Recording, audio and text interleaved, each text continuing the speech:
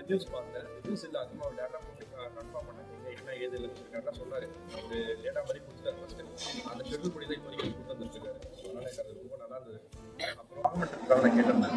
ஃபஸ்ட்டே சொல்ல மறந்துட்டேன். டாக்குமெண்ட் இருக்குல்ல, அங்கே என்னென்ன படம் என்னென்ன இருக்கு எல்லாமே ஃபஸ்ட்டு சொல்லிட்டாரு. ரூம்ஸும் வந்து கம்ஃபர்டபுளாக இருந்தது.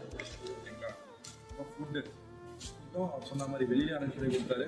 அங்கேயும் வெளியே வந்து க்ளவுட் கிச்சன் ஒன்றும் அரேஞ்ச் பண்ணி கொடுத்தாரு. ஃபுல்லாக நீங்கள் எல்லாமே எல்லாமே. அப்புறம் மார்னிங் வந்து ஜீப் ரைடு அதெல்லாம் அங்கே விட்டுறாதீங்க, யாராக இருந்தாலும் விட்டுறாதீங்க. சூப்பராக இருக்கும் ஜீப் ரைடு எல்லாமே. நல்லா ஃபுல்லாக அட்வென்ச்சர் தான் அது. அது நான் ட்ரிப்போட மெயினாக ஜீப் சஃபாரி தான். மெயின் ஜீப் சஃபாரி ரொம்ப பிடிச்சிருக்கு.